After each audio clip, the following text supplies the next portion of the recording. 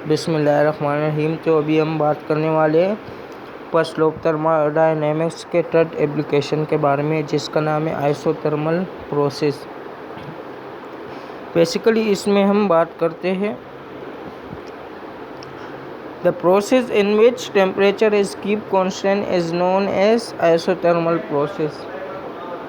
ये थर्मोडायनेमिक्स का वो प्रोसेस है जहाँ पे हीट टेम्परेचर हमेशा सेम रहेगा, कांस्टेंट रहेगा, टेम्परेचर हमेशा कांस्टेंट रहेगा।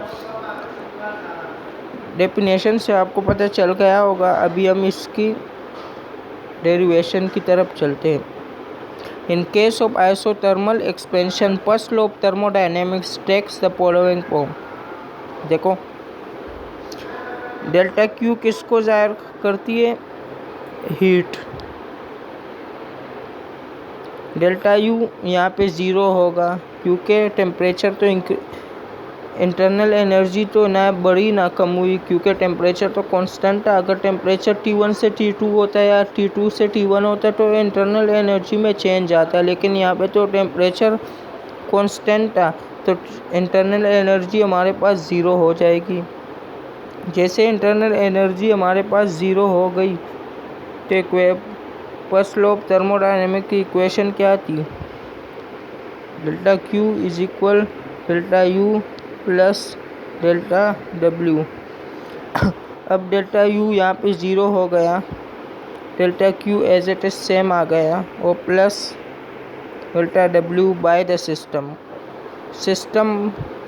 के ऊपर नहीं, बाय द सिस्टम ने वर्क डन के ऊपर काम किया तो पॉजिटिव डब्ल्यू आएगा। तो ये आप यहाँ पे देख सकते हैं, डेल्टा यू ज़ीरो आ गया। तो हम इस इक्वेशन में पुट करते हैं। अब इक्वेशन कुछ यू बन जाएगी। फर्स्ट लॉ ऑफ थर्मोडायनेमिक्स की इक्वेशन थी delta Q is equal delta U plus delta W. अब u की जगह ज़ीरो आ गया, plus delta W as it is same is equal ये डेल्टा डब्ल्यू। मैं इसको सही से वर्क करके बता देता हूँ आपको।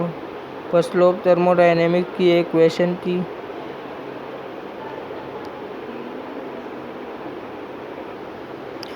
Delta Q is equal delta U plus delta W. Change in heat is equal change in internal energy plus change in work done. अब हमारे पास यहाँ पे इस इक्वेशन में इंटरनल एनर्जी ज़ीरो है और plus delta W as it is same और delta Q आ गए। तो ये ज़ीरो तो ख़त्म हो जाएगा, तो इक्वेशन कुछ यू बन जाएगी, delta Q is equal delta W. ये हमारी इक्वेशन बन गई आइसोथर्मल प्रोसेस की। अब इसकी डायग्राम से समझने की कोशिश करते हैं इसको।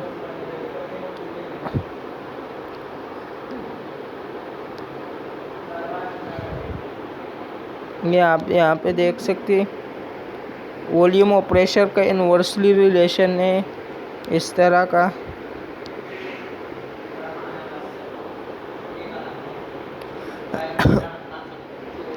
प्रेशर इन्वर्सली टेम्परेचर का है, तो अगर टेम्परेचर बढ़ेगा तो वॉल्यूम कम होगा। इसी तरह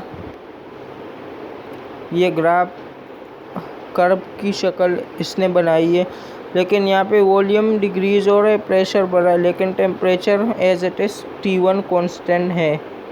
यहाँ पे भी T1, यहाँ पे P1 P2 V2 V1 इस तरह की इक्वेशन बन रही है। तो आप इस डायग्राम को देखकर समझ सकते हैं कि यहाँ पे इन्वर्सली रिलेशन है प्रेशर का और वॉल्यूम का।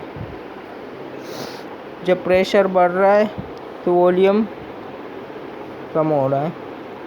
कब? जैसी डायग्राम है यहाँ पे temperature as it is constant रहेगा, इस वाली डायग्राम है। तो ये तो आइसोथर्मल प्रोसेस होगा। इसके बाद फर्स्ट लॉ ऑफ थर्मोडायनेमिक्स की जो लास्ट की प्रोसेस एप्लीकेशन है आइडियाबैटिक, उसकी जानिब चलते हैं। सबसे पहले तो हम इसकी डेफिनेशन पर गौर करते हैं। गाइस आप गौर करें, The process in which no heat is given or taken out from the surface is known as adiabatic. मैं एग्जांपल करके बताता हूँ। ये एक सिलेंडर है इंसुलेटेड,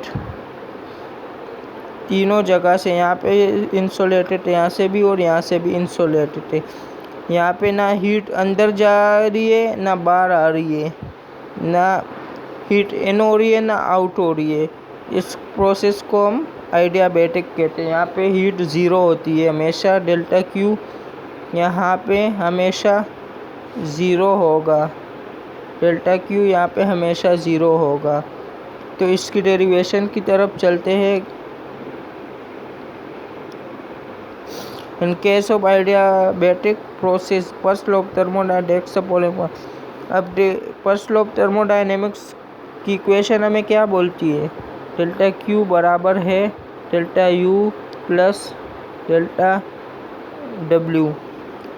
अब डेल्टा क्यू तो यहाँ पे ज़ीरो आ जाएगा क्योंकि ना तो हीट अंदर जा रही है ना बाहर, तो ये यू बन जाएगा delta U plus delta W. अब अगर इसके दो सूरत हाल हो सकते हैं। अगर ये work done by the system होगा, बाय द सिस्टम, तो ये कुछ यू बन जाएगा, मतलब सिस्टम इस पर काम करेगी, वर्क डन पर काम करेगी, तो ये इक्वेशन यू बन जाएगी delta W is equal minus delta U.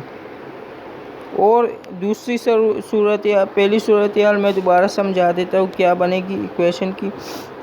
Delta Q is equal delta U plus delta W.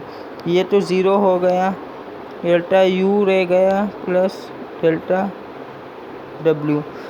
अब इसकी बात कर रहे हैं।